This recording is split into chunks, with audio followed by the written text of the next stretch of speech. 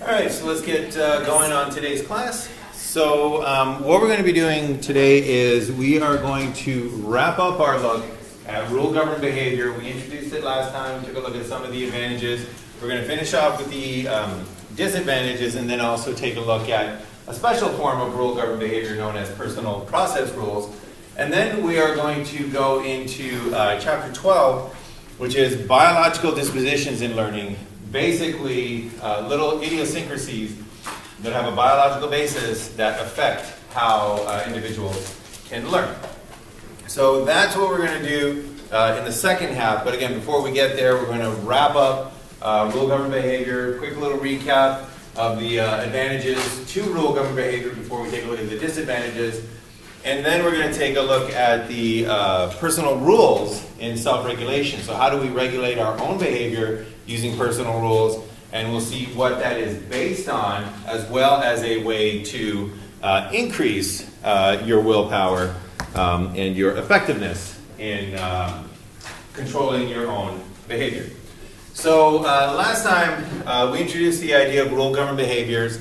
It is based on the idea of a rule, and psychologically, in the psychological world, a rule is a verbal description of a contingency that basically says, in this situation, if you do this, then this will occur. So if you tell somebody, in this situation, if you do this, then this will occur, that is an example of a rule. And if they change their behavior because of that, that's an example of rule-governed behavior. And as we mentioned, the biggest advantage of rule-governed behavior is the very rapid establishment of these appropriate patterns of behavior. So we went with an extreme example last time. Let's go with something a little bit less extreme. Let's say that you are learning how to interact at a professional conference, and you want to know how to correctly greet somebody at a professional conference.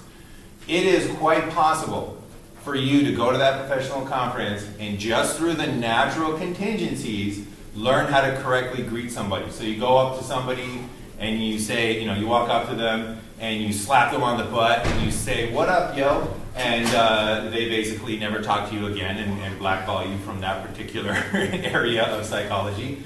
That would be a punishment contingency. And if you keep doing stuff, eventually, you're going to understand that you say, "Hello, my name is," and you shake their hand and you look them in the eye.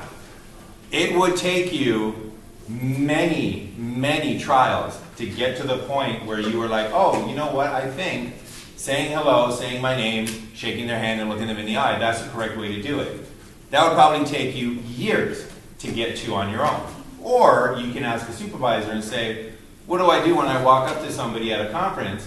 And they would say, "Oh, well, you say hello. In that situation, you do this. You say hello, you introduce yourself, you shake them, shake their hand, you look them in the eye, and then that will lead to a positive social interaction." So very quickly, without even trying any attempts, any failures, you can get a very quick understanding of the behavior.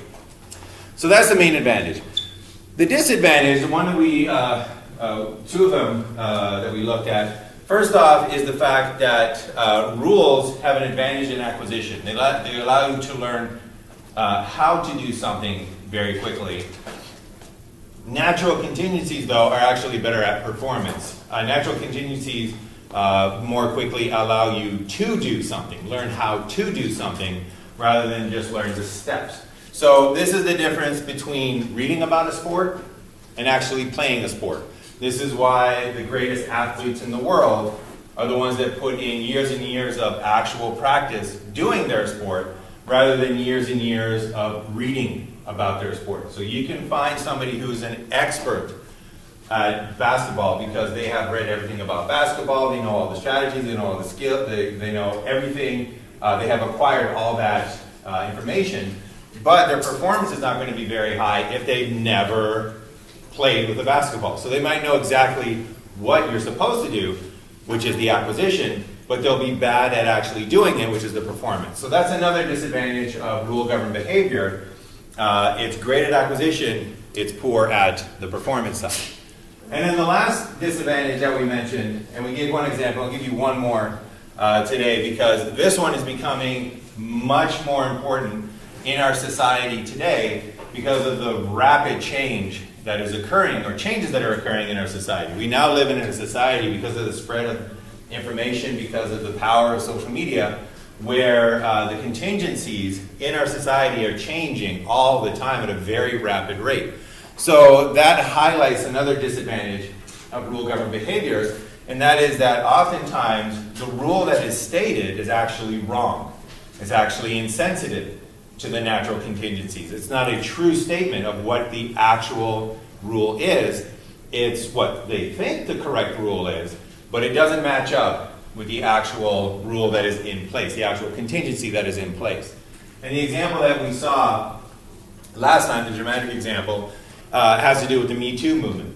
So the Me Too movement represents a shift in the actual contingencies that are in operation in our society. So it used to be the old rules, the old contingencies, for example, used to be that in Hollywood, if you sexually harass, then you get gratification. That used to be the old rules.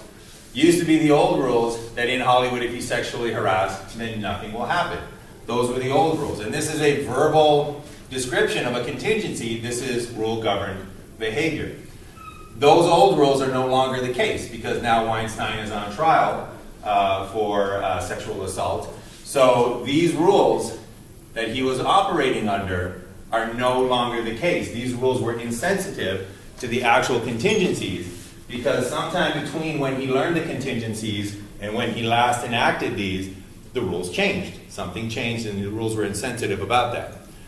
We saw the flip side of this with Rose McGowan. So Rose McGowan, for the longest time, was living under the stated rule that in Hollywood, if you accuse a powerful person, no one will believe you. And that rule is no longer in effect. That rule is insensitive to the actual contingency now, which is to believe women. And you'll see the hashtags, you'll see the support for this throughout society. So the rules have changed, and the old rules were insensitive to the actual contingencies. So that was the example that we ended with. I'll give you one more, just again to kind of illustrate this, this tendency now for the stated rules to be insensitive and for the actual contingencies to change. So this one has to do with trans individuals, and it has to do with trans individuals' representation in media, and specifically who can be hired to play a trans character. So there are rules in our society in terms of who can be hired and what the reaction will be. And this is a rule that has very, very clearly changed, because if you kind of take a look at the history of this, and I'm not going to come out one side or the other on this because that's an entire other TED Talk, but if you want to take a look at the history of this, Boys Don't Cry. This movie came out in 1999. This starred Hilary Swank, and she played a trans individual in this movie. And this was 1999. She got critical acclaim. She won an Oscar. This was one of her 2 Oscars. So she won an Oscar for playing a trans individual. A non-trans actor playing a trans individual, if you do that in this situation in Hollywood, if you are a non-trans actor playing a trans individual, you will win an Oscar. That was a contingency. 2013, we have Dallas Buyers Club.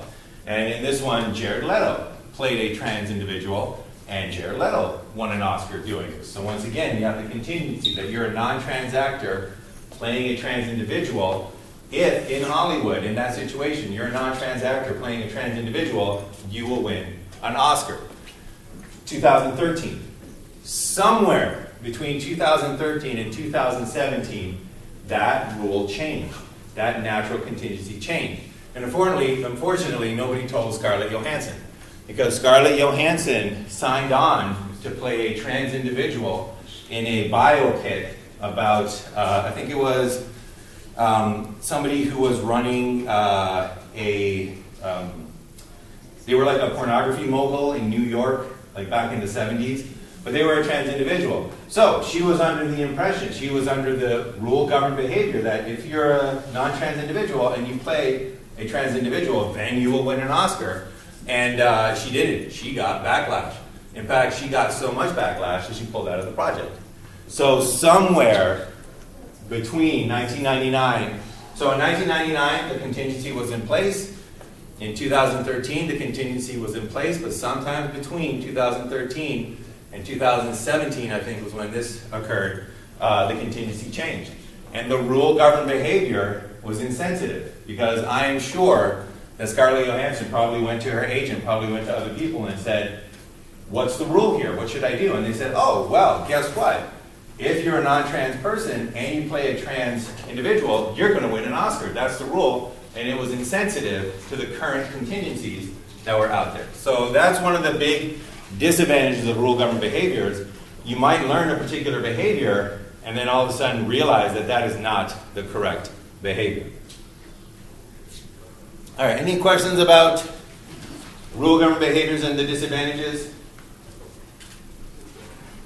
All right, so let's take a look at how to actually use rule-governed behaviors, and this will be great in about 27 days when everybody's making their New Year's resolutions. So if you want your New Year's resolution to stick, this information might come in quite handy. So, and is anybody else kind of weirded out that we're ending a decade? We're going into the 20s? Yeah. I saw a tweet and it goes, what are you going to do with the last 31 days of your decade? And I was like, what? This can't be. It's only 2019. All right. So this all has to do with personal rules. And what a personal rule is, it's a verbal description of contingencies that we basically put on ourselves. Right? So these are things that we say to influence our own behavior. They're sort of like the rules you live by in order to maintain or influence your own behavior. So a personal rule in general are the rules you make to influence your own behavior. A personal process rule is a specific form of a personal rule. So it's a personal rule with some extra added features to it. And the extra added features is that it specifically specifies when the action is going to take place, where the action is going to take place, and how that goal is actually going to be accomplished. So a personal rule is just, again, that general description of a contingency you use to try to influence your behavior. They are not very effective. A personal process rule is much more effective. So when you specify in your contingency, this is when it's going to happen, this is where it's going to happen, and this is how it's going to happen, and what it means to accomplish a goal, those become more effective rules. And if you use what are called bright boundaries, then that is when your personal process rule becomes the most effective. So let's take an example of this. We'll back up all the way back to just personal rules. All right. So we got New Year's coming up. We got New Year's resolutions coming up, and one of the biggest New Year's resolutions in our culture is to get fit. Right. Gym membership skyrockets in January, and experienced fitness enthusiasts know that you try to make other plans in January because there's going to be a lineup for whatever machine you want, whatever class you want to get into. Right. So, anyways. Let's say that is going to be your New Year's resolution, and you are going to make a rule in terms of getting to your New Year's resolution. And you say to yourself, you're going to make it a contingency, so you're going to get yourself a reward. And your reward is going to be a new wardrobe, right? You're going to buy yourself new clothes, new wardrobe once you attain your goal. A personal rule would be something like, in the new year, in that situation, if I get fit, I'm going to buy myself a wardrobe, right? And that's literally saying, in this situation, in the new year, if I do this behavior, if I get fit, I'm going to buy myself a wardrobe. And even though that's a personal rule, it's very ineffective. And it's ineffective because it's too general, it's too ambiguous. It's not a personal process rule. And a personal process rule will be the same general rule, but it'll specify when, where, and how a goal is going to be accomplished. So it'll say something like, in the new year, starting January 3rd, right? Because you need the day after, maybe one more day to recover. But anyway, starting January 3rd, right? The when. 3 days a week, right? The when. I'm going to go to the YMCA, Riverside YMCA, the where. And I am going to the how. I am going to do 3 body pump classes a week, right? That's the how. So that is the when, the where, and the how a goal is to be accomplished. And I kind of jumped the gun on this. If you specify the when, the where, and the how, and you use what's known as a bright boundary, it's going to be the most effective way to regulate your own behavior. And what a bright boundary is, it's when you can exactly tell whether you've reached a criteria or you haven't reached a criteria. So if you say something like, in the new year, I'm going to work out a lot, right? When have you reached a lot? It's very difficult to tell when you've successfully reached a lot or when you've not reached a lot. If you say every week I'm going to work out a lot. This week, have you worked out a lot? Have you not worked out a lot? It's not a bright boundary. It's a very fuzzy boundary. But if you say something like, every week I'm going to work out 3 times during the week for half an hour each time, that is a bright boundary. Because it is very easy to know whether you've met or not met that boundary. So if you've worked 2 times out, if you worked out 2 times this week, you haven't met the boundary yet. If you worked out 3 times, you have success. If you worked out 3 times, but only for 15 minutes each time, no success. 3 times in 30 minutes each time, success. So that bright boundary are those kind of exact criteria. So again, if you if you say things like how the goal is to be accomplished, what the goal actually is. So in order to earn that wardrobe, getting fit. What does getting fit mean? Who knows? It could mean different things to different people. I remember reading an article that said one indicator of health, one kind of general indicator of health, is if your height is more than twice your waist circumference, right? That's kind of like a general indicator. If you're on the other side of that, you're more likely to have health issues. If you're on the other side of that, you're less likely to have health issues. That's a bright boundary. You can measure how tall you are. You can measure how much your waist is. I'm kind of sucking in my stomach right now as we say this. You can measure those, and you can say, oh, I have met my goal, or I have not met my goal. I'm not quite there. But you know when you've met the goal. If your goal is to just get fit, I shouldn't say just get fit. If your goal is to get fit, when have you gotten fit? When can you wake up in the morning and say, you know what? Yesterday I wasn't fit, but today I'm fit. I've made it. You can't, because get fit's not a bright boundary. So if you are going to make a New Year's resolution this year, make it a personal process rule. Say specifically when you're going to do the behavior, where you're going to do the behavior, and exactly how that behavior is going to be accomplished, and then use that bright boundary. Make sure that all of those are bright boundaries. Not go to the gym, go to the specific gym. Not work out a lot, work out for this much time, work out this many times a week. Not get fit, but be able to, whatever the goal might be, run 1,000 meters in 2 minutes. I don't know what the goal might be, but make it a bright boundary, something that you know when you've reached it. All right, any questions about the personal process rules? All right, so again, these are the ones that are found to be most effective. And the way that they work, so one of the kind of mysteries of the personal process rule is why do they work? Because you're the one enforcing the rule. So it's kind of like who watches the watchman, right? Like who's going to enforce this? You can give yourself a pass anytime you want to give yourself a pass. So where does the power of these personal process rules come from? And what they have found is that these come from your value, your internal value of your say-do correspondence. So what say-do correspondence is, this is whether, it's kind of right there, this is whether or not you do what you say. So if you have high say-do correspondence, that means if you say you're going to do something, you're going to do something. If you have low say-do correspondence, That means that when you say you're going to do something, maybe you'll do it, maybe you won't. And the key here is that in our society, we value high say-do correspondence, right? So if you ask somebody, if somebody's asking you about your, this is reference letter season, right? So oftentimes in a reference letter, they ask about the reliability of the candidate that's applying, right? So they want you to say something about their reliability. And for the people that I work with, usually, if they say they're going to do something, they're going to do it.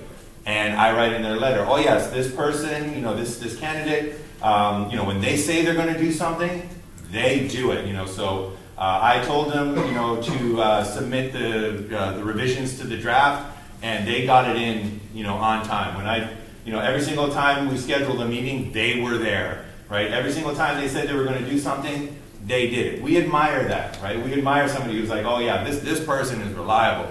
You better believe it. If he says he's going to do something, oh, he's going to come through. We value that. Nobody values the low say-do correspondence. Nobody values somebody where they're like, oh, what's this person like? It's like, oh, well, let me tell you. They say they're going to do something. You have no idea, right? They will be there for you if you need them, maybe, right? Nobody says that. Nobody promotes that. Nobody values that. So we value high say-do correspondence. That's something that internally we place a value on. We have that internal psychological value. So that is exactly where the psychologists believe our willpower comes from. So when people talk about, oh, they have a lot of willpower, they don't have a lot of willpower, one of the things they say is that they have high value for their say-do correspondence, that's high willpower, or they have low value for their say-do correspondence, that's low willpower, and it works as a sort of commitment response.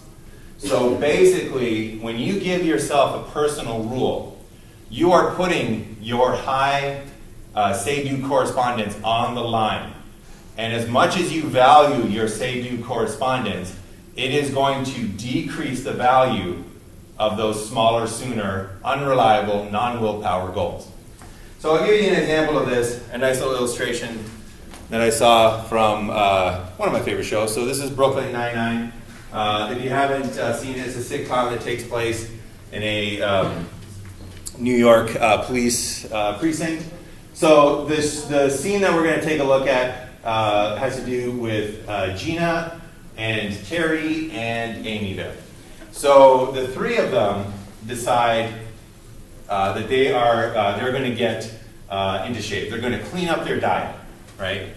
I don't say get into shape because, look at Terry over there. He does not need to get into shape. But they decided they're going to clean up their diet. And they're going to do it as a group, right? They're going to sit there and they're going to keep each other accountable, right? They're going to keep each other they're going to support each other through this process. So it's one of these diets where it's those prepackaged diets.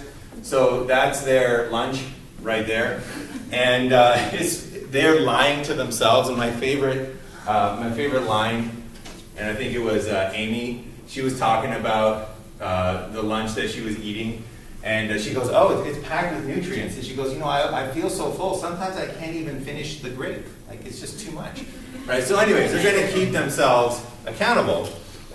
So Terry's like, all right, gang, diet day 4, how is everyone holding up? And then Gina comes in, and she goes, honestly, I'm going to last forever. You hear that, bees? I'm going to last forever. All right, so she says she's going to last forever. She puts her say-do correspondence on the line. Right? She goes, I'm going to last forever, and when I say something, I do it, so I put my say-do correspondence on the line. All right, so I kind of jumped the gun. You see what happens later in the day. So later in the day, she literally has, I think that's Fritos and chili. So she's eating this, and Terry yells from the other side, and he goes, hey, what happened? I thought you were going to last forever, bees. And she just goes, turns out I gave it up easy. And then she yells, you hear that, bees? I gave it up so easy. And that just shows why this failed. And it failed because she doesn't value her say-do correspondence. She has no qualms whatsoever to say, you know what, I said it, and I didn't do it. So that's why this failed. So let's take a look at what's going on here. So we're back to the Ainsley-Raikkonen model of self-control. And what we have here is we have, once again, your typical willpower curve here, right? So we got our larger, later reward. This is getting healthy, eating right, getting all those health benefits. And it's a longer reward. It's going to take you longer, and it's a larger reward. It's what most people would value more. It's got a higher value. The smaller, sooner reward, that is the sandwich, the Subway sandwich with the Fritos and the chili. That's your smaller, sooner reward. So as it turns out, Gina chose that smaller, sooner reward because at the moment when it was available, it was valued higher than the larger, later reward, and that's the breakdown in willpower. What she was trying to do with that personal process rule was when she said, you know what, I'm going to last forever. I'm going to put my say-do correspondence on the line. She did that. And what that does is it takes the value of your smaller, sooner reward, and it says, all right, if I take this smaller, sooner reward, then this is a lie. And I give up my say-do correspondence. So if my say-do correspondence is worth enough, then it's going to take this smaller, sooner reward, and it's going to decrease the value of it. Because the value of it is the value of that sandwich minus the value of your say-do correspondence, basically the value of your reputation. So if that was the value, right, if her say-do correspondence was worth a lot to her, then it would have pushed this smaller, sooner reward of going off the diet low enough so that when she saw that Subway sandwich with the Fritos and the chili, she would have said, you know what are they going to think about me? You know, I told them I was going to stay on the diet, and if I don't, that's going to, ruin my reputation. And my reputation is worth a lot, so I'm going to stay on my diet over here. Now, if you've ever watched the show, you know that for certain things, Gina is her own person, and she just doesn't care. She doesn't care what other people think, in some cases. And that's why, in this case, it didn't push it down far enough. So when she said, hey, I'm going to last forever, later in the scene, she's like, you know what, turns out I gave it up easy. Turns out that my say-do correspondence really wasn't worth that much to me. Didn't push it down far enough, and that's why she chose to have the sandwich and gave up the diet. So this only works, this move only works, this staying accountable only works if your say-do correspondence has enough value where it's, the decrease, the commitment response, devalues that smaller, sooner reward. And the most extreme example of this, and this was in your textbook, but I don't think I've ever come across a better one, was Gandhi. And Gandhi, for some reason, I'm not sure why, but for some reason, made a vow to be sexually abstinent while he was married. So he made a vow to be sexually abstinent, right? While he was married. So for whatever reason, he had a larger, later reward of maintaining sexual abstinence. He is married, though, which means that he has a potential partner with him basically much of the time. So we have that smaller, sooner reward of engaging in sexual activity. So he knew that if he just wanted to stay sexually abstinent, and he did not make that statement, he did not make that vow, he knew that eventually, it would be Friday night and, the wife is around and everybody's in the mood and she's available, and he would have said, you know what, I don't know why, but I really wanted to stay sexually abstinent. That was my larger, later reward. But, there's the wife, so let's do it. I'm sorry, the only reason I could have thought that just popped into my mind, and I don't know if I should say this, but I'm going to, is if this is November 1st and this is November 30th. All right, look it up on Google if you don't know. All right, so anyways, so he knew that by himself he wasn't going to be able to keep that vow. However, when he made that vow, when he made that public vow, when he basically told everyone, you know what, I'm going to be sexually abstinent, what he was doing is he was putting his say-do correspondence on the line. And because he is a public figure, because he inspired multitudes, because of his integrity, because of his basically reputation. He knew that his reputation was very important to him. And what that did is it drove down that smaller, sooner reward low enough so that at no point, Friday night, everybody's ready to go, but he was like, you know what? I would, but my reputation, my ability to lead these people, my ability to inspire them, because I do what I say, is worth so much that it pushes it down to below the longer, later reward, and I can remain sexually absent. All right, so any questions on that? All right. So that is it for rule-governed behavior.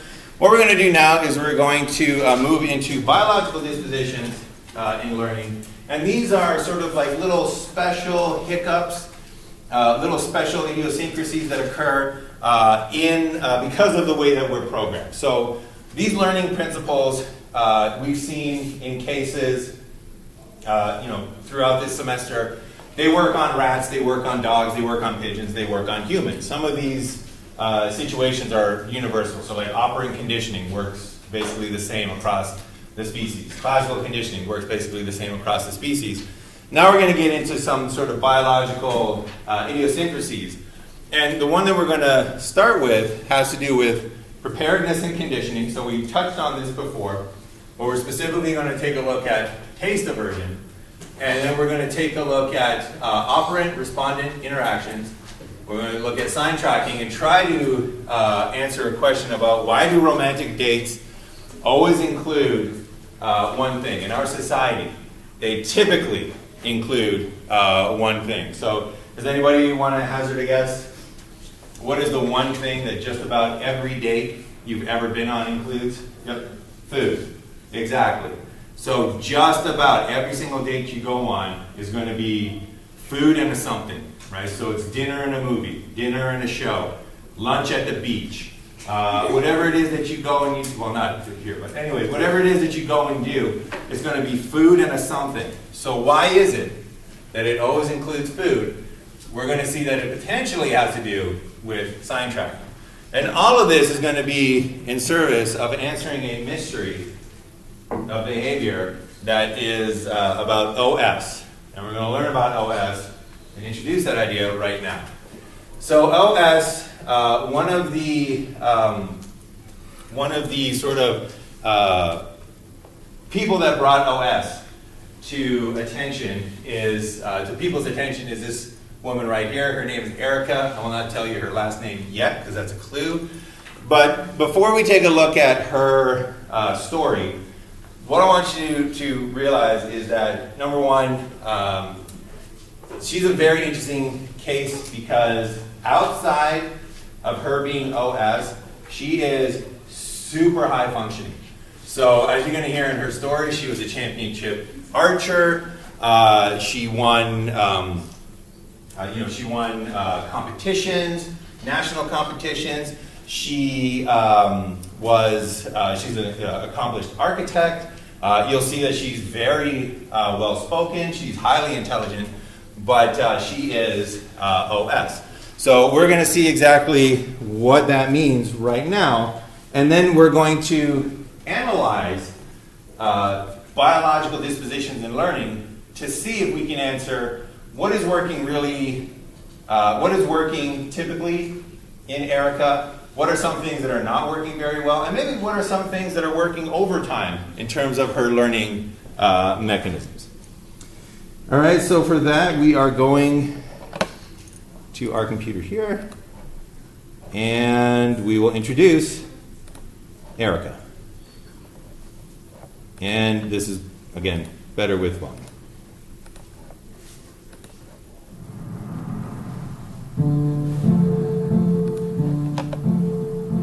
Most of us think we know what love is.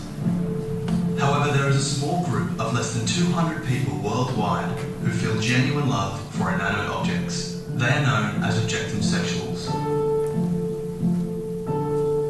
Erica Eiffel is one of the few brave enough to publicly out themselves as being OS. She spoke to us from her home in Berlin. What was the first object you can remember falling in love with? The first object I ever loved was a bridge in my hometown.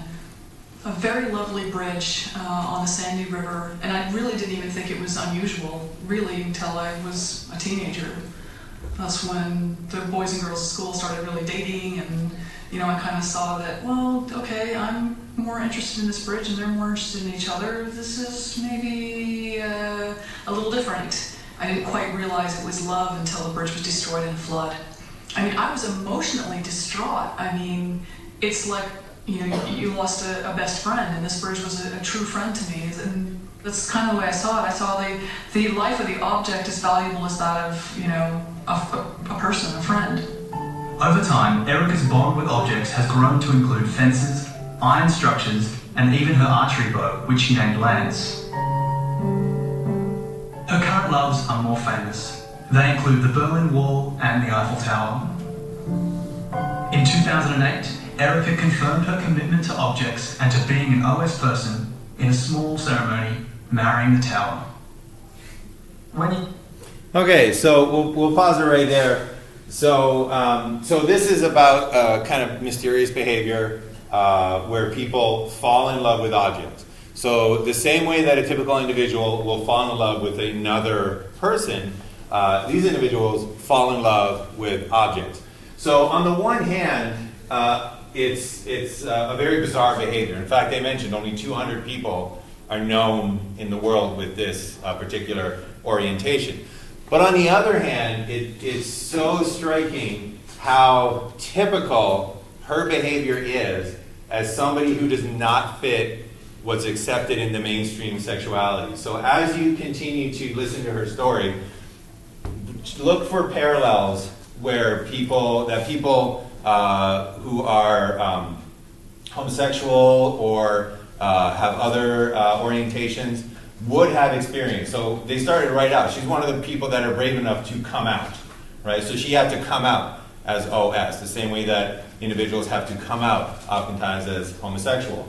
And notice that she fell in love with a bridge around the same time other individuals started falling in love. Her age group started falling in love. So her feelings developed in a sort of typical trajectory. Notice she has had many loves. She's dated around, right? Like normal, typical people do. She finally married one of the objects that she was interested in. So notice how many parallels there are, and it becomes less of a sort of like, oh my gosh, what's this person doing?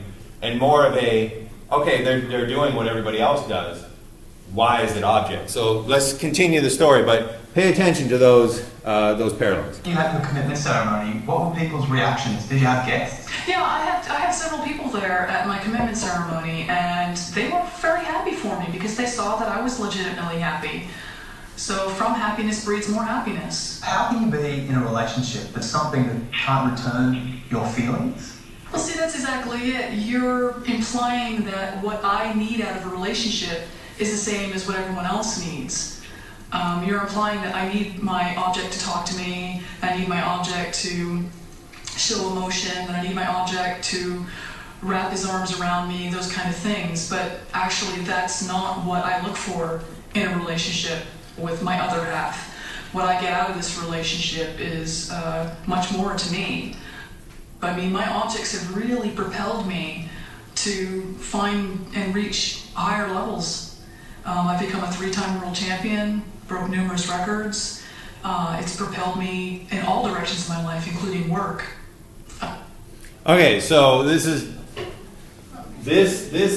hopefully what will be typical for everybody in here. So when you do finally find your significant other, they are, this might just be my opinion, but they are supposed to help you be the best version of yourself that you can be, right? They're not supposed to hold you back. They're supposed to allow you to hit those heights. And notice that's what her objects have done to her, right? She says, oh, because of them, I'm a better person. Because of my bows, I've won all these championships. Because of these, I've attained success in my career. Once again, very hopefully typical. but nothing really out of the ordinary. So if you just inserted the word husband for objects, nobody would even bat an eye if she was like, oh yeah, my husband really supported me and helped me win championships. My husband, was the reason why I was very successful in business. We'd all be like, oh, sounds like a nice guy, right? But sounds like a nice boat. I think that people need to look at our relationships a little bit more serious and not so much that it's just like a sexual connection, because it's not about that. In fact, many people in the OS community are not sexual, and certainly not sexual by the same standards that humans apply. But I'm not exactly going to tell people how I do it, because if I share my intimacy with the entire world, I basically lessen the value. Feel free to decline the question. Did you lose your virginity with an object? Have I lost my... I want to answer the question, but I don't want to just give this debased answer, I have intimate relationships with my object loves. Yes. If that's considered losing virginity, then yes, I've lost my virginity to an object. How do you communicate? To me, communication has a lot to do with like a feeling of energy transfer. It's like, for example, I'll put it really simple. If you walk up to a cold concrete wall and put your warm hand on the wall, you're going to feel the heat being drawn from your body, and you're going to feel the cold from the concrete coming into yours as you establish an equilibrium. And to me, these exchanges of energy are actually, really important. I kind of pick up vibrations and stuff. Do you think it might be some type of mental disorder? You know what? I can't say yes or no. I mean, as far as, when you say disorder, that implies some negative connotation there. If it was a mental disorder, I don't think that I would have done the things I've done in my life. I guess what I'm getting at is, how do you know that you're not simply projecting onto an object? Oh, clearly, because if I could just project feelings into objects, then I think everyone would be doing it. If it was that easy, everyone would be making these idealistic relationships. I'm not just a freak of nature. There are others like me.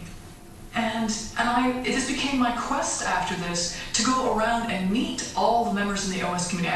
I used up my entire life savings doing this, to meet everyone. So that's a great pause. I will just kind of jump in there again. How regular this relationship feels. So, the question was, how do you know that you're not projecting, your opinions on this object? How do you know that you're not projecting your interpretation of it? And again, I think that's a bit of an unfair question, because I think that's what everybody does. And who has not known somebody in a not so great situation, or maybe themselves been in a not so great relationship, where the person says stuff like, oh well, they're actually very nice, like they're really they really care for me, and you look at them and you say, you are projecting all over this person, right? Like, that is not what they're doing. You are completely projecting your own ideas on them. That's what we all do, I think, to a certain extent. So yeah, is she projecting? Yeah, I'm pretty sure she is. Do we all project? Yeah, I'm pretty sure we all do. Once again, very typical. Big question, why objects? Being OS affect your relationship to other people? Surprisingly, when I came out, my friends were like, finally, we knew already that you were this way. We didn't have a name to call it, but we knew you were already. We're really glad to see that you're identifying and stepping out. So it's actually made my friendships better. Only one friend walked away and said, no, can't do this. It's just a little bit too, on the fringe for me. Once again, very typical experience, right? So if you've ever had a friend that came out, a lot of times, because you just know the person, and you're just waiting for them to feel comfortable enough to finally come out, and then you're like, oh my gosh, thank goodness, like, yes, we know. And the same thing here, and again, one friend couldn't take it, right? So who in this in that experience of having to come out has not lost some friends? Same thing here. This was the night of the big breakout. Checkpoints across Berlin had finally buckled. For Erica, one of her more contentious loves is the Berlin Wall, an object with which she has a deep affinity. Despite this, she grappled with her feelings because of what the wall once represented. I just kept trying to push this aside, but I couldn't. And I just have to tell people, it's not the purpose of the wall, it's not the politics, it's the suffering, that the wall went through. If you look at it strictly that way, the wall was misplaced in the world. Everyone hated this wall and could not accept its existence. Well, I felt that way in my life, being an OS person, misplaced in a community, a society of people who are all in love with each other. All right, so just one more parallel right here. She fell in love with the Berlin Wall. She literally fell in love with the bad boy, right? And look at the way that she's explaining the behavior. It's like, well, I don't think that really, the Berlin Wall was all that bad. It was just in the wrong situation. It was just misunderstood. And if you knew the Berlin Wall the way that I know the Berlin Wall, you would come around, you would see that they're actually, insert, rebel bad boy into that sentence, and it's exactly the same kind of thing that many of us, rationalize as well. For me, I couldn't stop those natural feelings. I couldn't stop the way that I felt, just as much as the Berlin Wall could grow legs and walk away from the city of Berlin and let the people reunite. This is such a 180 from what I'm used to. I'm used to being ashamed of what I am, and I shouldn't be, because A, I'm not hurting anyone by loving an object. B, I'm not hurting myself by loving an object. And C, I'm happy. I really am very, very happy.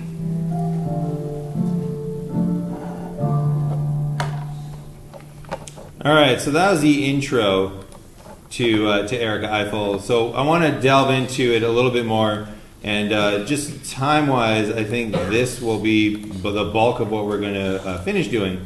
So we're going to go now to that repository of psychological insight, which is Tyra Banks' After Dark. And she's right.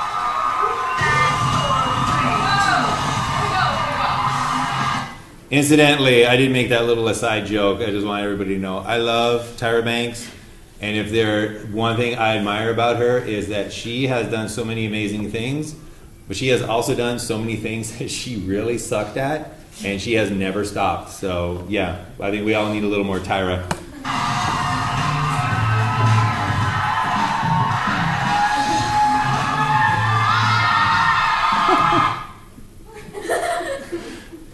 Just in the Me Too moment, that little extra tap on the head, I don't think that aged well.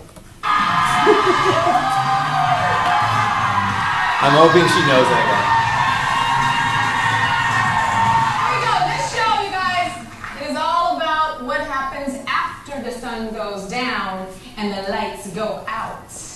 We're calling this show Tyra After Dark. But we're going to flip it a little and start with the city of lights, which is Paris. Paris is absolutely beautiful. I started modeling there when I was 17 years old. Here's a picture of me and some people actually at the Eiffel Tower. Yeah, look at that. And most people love the Eiffel Tower. They go to Paris, they visit it, they go up it. It takes forever to climb up those darn stairs, but it's beautiful. You take your pictures, and then you leave, right? Okay, would you believe that a woman fell in love with the Eiffel Tower, and then she married the Eiffel Tower? She took on the last name of the Eiffel Tower. Her last name is now Eiffel. I'm not kidding. Check this out.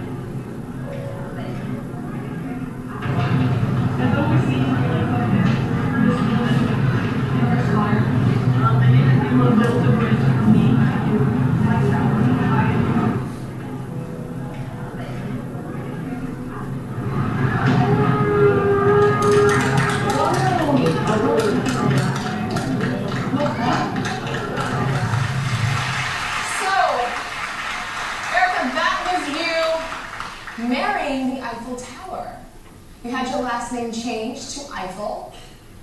Okay, okay. Isn't this a little different? A little interesting? This is not a joke. She's not like trying to get press, because you know some people do some crazy things in the world and they try to get press. This is real. Okay, when we see you there marrying the Eiffel Tower, is it like you're kissing it and stuff? Like, is there like a romantic feeling that you have for it? Well, naturally, when you're in love, there's an element of romance involved, so yeah. So you said that you were in love with a bridge before. Yes. And now you're in love with the Eiffel Tower, you married the Eiffel Tower. Why don't you explain to people what this is, that this is not a joke. What is it called when people are in love with objects? Actually, I'm what they call an objectum sexual. Objectum sexual. Objectum sexual. Which is? It's basically the orientation to love objects. We develop relationships on a spiritual, mental, and for some also a physical level. With objects. Yes. Okay. Have you ever dated and loved a person romantically? Actually, I tried, but it was so outside of my element to try to do this. Did you ever think? All right, so once again, very typical, right? You try once, probably try for your mom, right? Just to give it a shot. But she tried to have a typical relationship, just didn't work. That there was something wrong with you growing up, loving objects? Well, actually not until I was about 14 years old, because up till then I actually thought everyone was like me. You thought everybody loved objects. What was Yeah. the first object that you were in love with as a child? The real serious object was a bridge called Fairbanks. Fairbanks Bridge. And what was your relationship with that bridge? Well, I saw this bridge every day on my way to school and back again, and I just felt that I drew some strength from this bridge, and I just felt there was a sense of connection, and I just developed these strong longing feelings for the bridge. But there was a flood, and that bridge perished. It went under. Yeah, it was probably one of the most difficult things I ever went through, especially at that age. There was the water's really high, Yeah. and we just crossed the bridge, and about 2 cars after that, the bridge collapsed into the river. And you're getting emotional right now talking about that.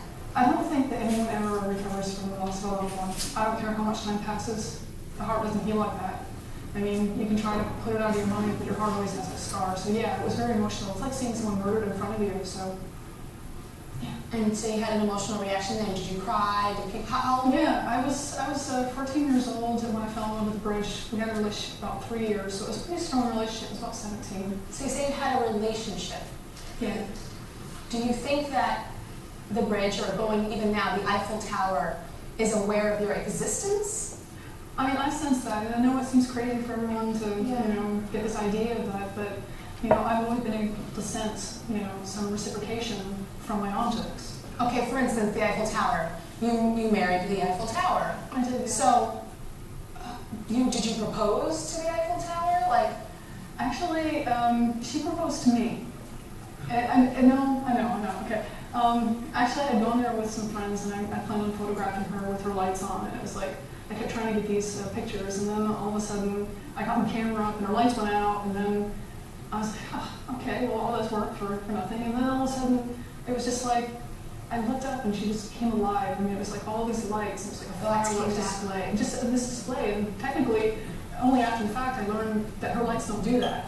And it was just like this really special thing. I don't know what the purpose was, but all I know is in my heart I really felt that she was crying out, because here's this beautiful tower in Paris, and she's surrounded by all these people in love with each other, and they look at her and they go, oh, she's so beautiful, but they don't see anything beyond beauty. It's like, I would liken it to a supermodel. People look at supermodels and they see the absolutely gorgeous exterior, but do they actually think about the depth, the inside? All right, so just really quickly pause right there. Just once again, another parallel. She fell in love with the Eiffel Tower. When the Eiffel Tower lit up, had this great huge display, basically the Eiffel Tower made a grand gesture of romance, right? Like in any rom-com, you'll have the person do the grand gesture of romance, and then the person comes around. Same thing. Eiffel Tower did this big, huge, 12 dozen bouquets of roses type light display for her, and she was like, oh my gosh, Eiffel Tower. I never knew you cared. So there you go. Yeah, but a model's a human being. Yeah, it's true, a human being. Yeah. But to me, the Eiffel Tower, she really resonates with me. And so the Eiffel Tower, you call her. I do, and it's only because the English language restricts me to this. If I use the word it automatically deanimates the object. And So why not say him? I don't know, it's the sense that you know, the object, she's the grande dame of Paris. So you feel like she's feminine. She's Right, and in the French feminine. language, the pronoun, you know, is la tourelle. Yeah. Okay, so would you consider yourself to be a lesbian with your objects? I don't think like that, actually. Are you attracted to male objects? There are objects that have a male presence. Okay. But again, it's not like you can lift up the leg on the Eiffel Tower and check to see what, you know, her This gender is what you is. feel. Okay. Have you ever had sex with a human being? Actually, I tried. Because I basically stayed in the closet for a really long time with my In the closet? In a closet, meaning that I didn't want to show people that you had this? No, not at all. Okay. I mean, I had a kind of a bad experience when I was 14, when my mother walked in on me, and I just happened to have the object I loved at the time in bed with me. I was completely innocent. What was the object? My drums. I used to play drums, and I just felt this longing to pull them into bed with me. And my mother woke up the next morning. My mother woke me up the next morning, and when she saw me, she just shrieked and freaked out and told me I was going to go to hell because, you know, what are you doing? And so that was. So again, just insert homosexual teenager in this situation. Exact same reactions, exact same kind of developmental trajectories. That's it. I mean, I went in the back of the closet, shut the door, took the key, and threw it out. So did you try to date guys? I did. I put on the front for quite a long time. Mm-hmm. You know, I went out and I'd be with these guys, and they'd always kind of try to push the sexual issue and stuff. And I would just say, well, you know, I'm waiting till I get married. I understand that you were questioning your sexuality. You thought, okay, maybe I'm not attracted to guys. Maybe it's... Right. I actually did try to date a woman as well, just because I was doing anything I could to try to fit into mainstream. Mm-hmm. Because, you know, it's really difficult. You go out with all your friends, and, you know, my girlfriend's talking about, hey, that guy is so good looking, he's so hot, and blah, blah, blah, blah. And I couldn't say anything. It was like, you know, what was I going to say? Oh, this, you know, this bridge is so sexy, and he's got really nice lines, and engineering and blah, you know, they would like, do oh, that. no. So I just sat there and quietly listened to them all, you know, express themselves, and I couldn't do it. And what about your mother now? You said back then she said you were going to hell. Now you are publicly, you know, married at the Eiffel Tower, you're publicly saying that you like this bridge. What is your relationship like with her? Unfortunately, there is no relationship anymore. I mean, I was honest with her. Before I ever came out to the public, I told her, and I said, look, you know, I need you to understand a little bit more about what, you know, I was going through when I was younger and why I was the way I am. Okay, we have to take a break. We'll be right back.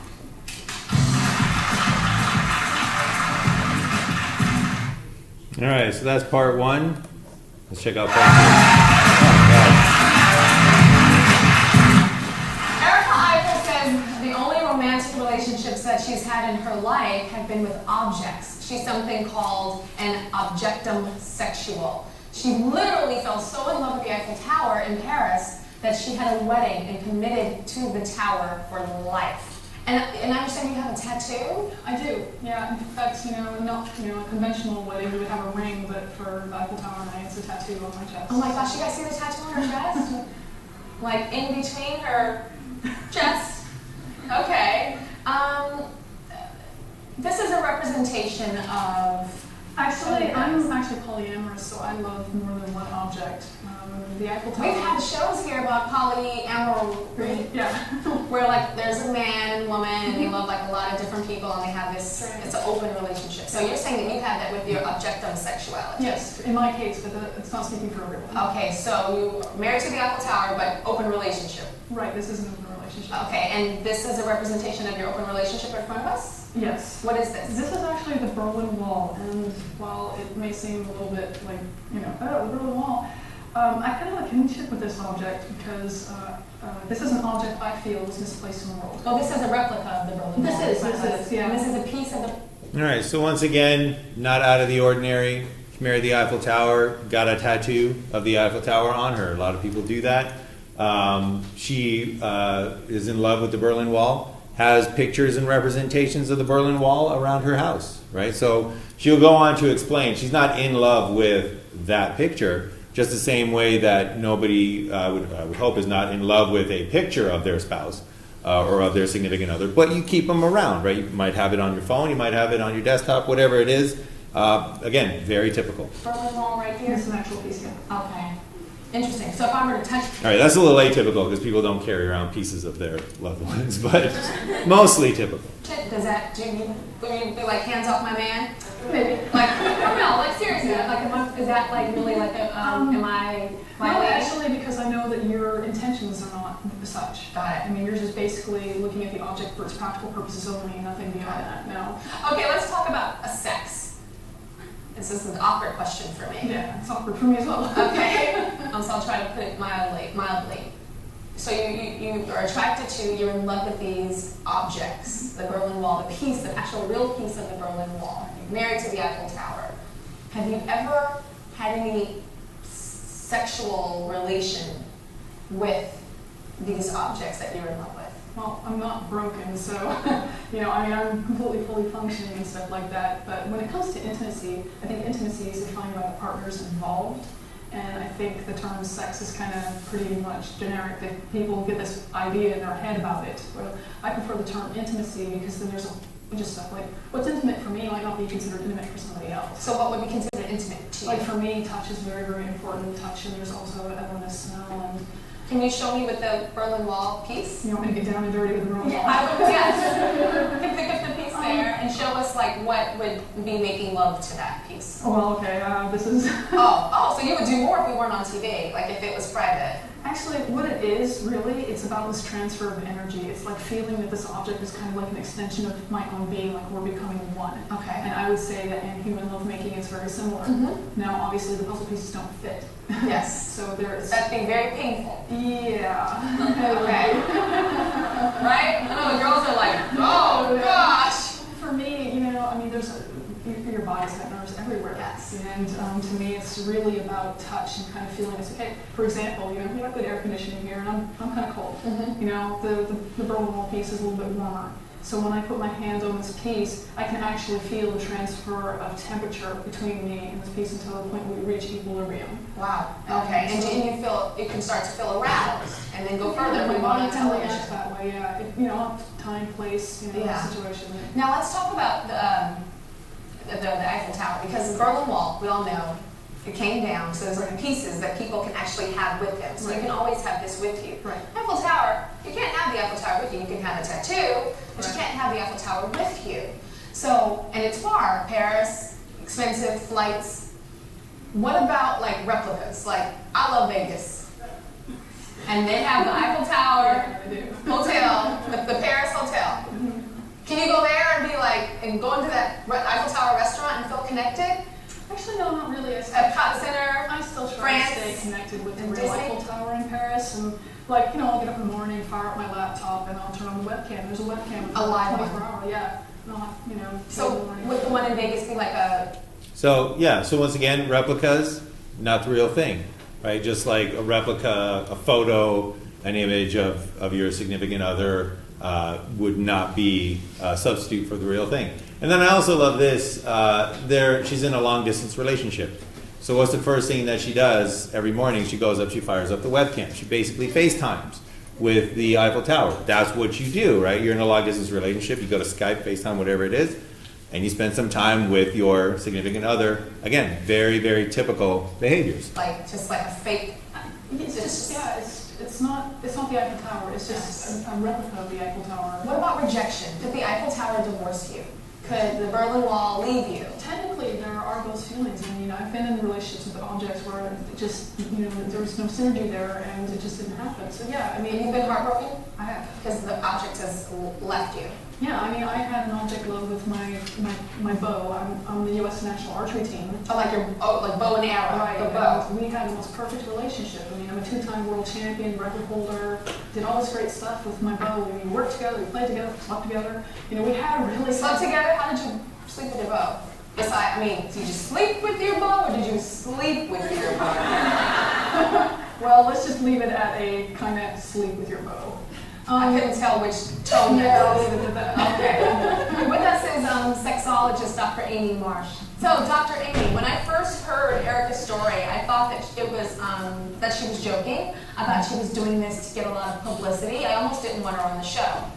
All right, and we're going to touch on this again in biological dispositions of learning, but this right here is a great example of why you're sitting here. All right, so once again, Tyra Banks, highly intelligent. Look up the stuff that she did in modeling. She outsmarted the industry. So she knows a thing or two. And her mind goes to a certain place. And it's the sexologist, the person with the psych degree, that has to step in and say, well, that's the intuitive way of thinking of things. This is what is actually the case. So it's another nice little reminder of why good intentions and intelligence alone are not enough. It's why you're sitting in this room, to get that understanding of how learning works in order to know and get to the actual truth. And then my producers were explaining to me that this is something that's real. Can you explain exactly what objective sexuality is? It is very real. It's rare, but it's definitely real. And it's, imagine, you know, we all were children once, and maybe we had great parents and lots of friends, but we still had a wonderful toy or a blanket or something. Oh, like a blankie, how kids go crazy for their blankie. Yeah. Now, think of those feelings as a grown-up, and if you're wired to respond, to continue to respond to objects, then it will feel very natural to you. And the research I've done into this group really shows that they feel very natural and happy about this. Wow. And it's not for lack of other kinds of human relationships. Does it have anything to do with trauma, abuse, sexual abuse, rape, anything like that? That's where the intuitive, intelligent mind goes in our society. This is what a psych degree will say. That would make you... Not really, no. In fact, if it did, we'd have a lot more objective sexuals, because we all know quite a lot of people with trauma. So people are born this way. I think so. We need a little more research to know, but I think it's a question of wiring and orientation, just like heterosexual, homosexual, bisexual. Got it. How many objective sexualists do you know? Personally, I know quite a few. I've actually spent my entire life savings traveling around the world to meet all the different ones, because for them, I'm often the first person they've ever met That has it and will they- speak publicly. Right. I know at the break you were talking about that you're happy to be here to speak to them. That's what you're here Exactly, for. that's what it's for. I mean, this is not about, I mean, I'm a 3-time world champion. I won the championship in martial arts as well, and I became a celebrity in Japan. It's not about media for me. I mean, this was a chance that I could come out and tell my story, reach out to people that, you know, are otherwise sitting at home thinking, wow, you know, going through the same things I went through when I was younger, trying to put up a front, or being in the closet and not socializing because they don't dare come out with their orientation. And I had this chance to reach out to them and say, hey, you're not alone. Do you have a website? I do have a Okay, website. well go to TyraShow.com if you feel any kinship to Erica in these issues with objective sexuality, and we'll link you to her site. Thank you. All right, so that was Erica Eiffel. And we're going to wrap it up and try to solve this mystery next time. But as you can see, I mean, it was very typical behaviors. However, they were directed at objects. And the psychologist mentioned that, you know, it has to do with some sort of wiring, some sort of differences in wiring. We're going to suggest and take a look at theories that suggest that it has to do with differences in wiring that affect how you learn and affect biological dispositions for how you learn. But if you are interested, and we just don't have the time right now, but in between now and next class, this is the website that they were talking about. It's called The Red Fence. It's for Objectum Sexuality International. And it has info on a bunch of different individuals, what their loves are, and just other information about what it is that Objectum Sexuality is all about. So next time when we come, we will try to solve this mystery and look at other biological dispositions in learning. So before we go, any real quick questions or comments? All right, so that is it for today. We'll see you all next time.